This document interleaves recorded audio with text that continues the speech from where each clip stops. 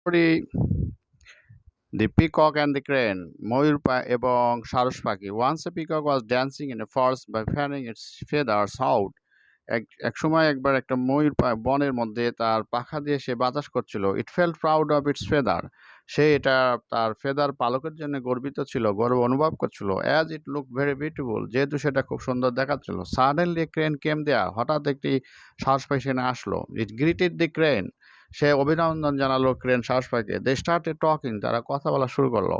While talking, যখন কথা বললো, the peacock look at the feathers of the crane with hatred, সে ঘৃণার সাথে তার পাখার দিকে তাকালো। The crane ask the peacock, পিকককে বললো সাহস পাখি, why are you looking at me like this, তুমি এভাবে আমার দিকে তাকাচ্ছ কেন? দি পিকক রিপ্লাইড, তখন পিকক ময়ূর উত্তর দিল, I am looking at your feathers, আমি তোমার ফেদার্সের দিকে, পাখার দিকে, পালকের দিকে তাকাচ্ছি।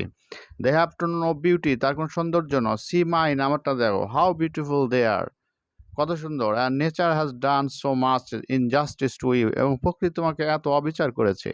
Such strong but no so normal feathers, তোমার এত শক্তিশালী পাখি কিন্তু তোমার নর্মাল ফেদার।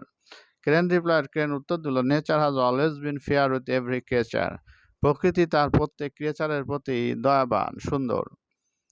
যদিও মাইন আর অর্ডিনারি, যদিও আমার অর্ডিনারি সাধারণ, I can fly high in the clouds, আমি মেঘের মধ্যে অনেক উঁচুতে উঠতে পারি। And you have beautiful feathers while you can not fly like that, তোমার সুন্দর সুন্দর পাখা আছে, পালক আছে, কিন্তু তুমি আমার মতো অনেক উঠতে পারো না। The peacock realise the truth, ময়ূর সেই সত্যটা বুঝতে পারলো। Asked for forgiveness from the crane, এবং সেই সাহস পাখির থেকে সে তার ক্ষমা প্রার্থনা করলো, ক্ষমা প্রার্থনা চেয়ে নিল। Please subscribe this channel for more interesting story. Thank you for watching this channel.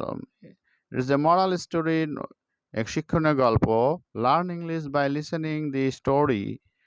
শিক্ষা শোনার দ্বারা ইংরেজি শিক্ষা করা। Please subscribe. No more today. Thank you very much.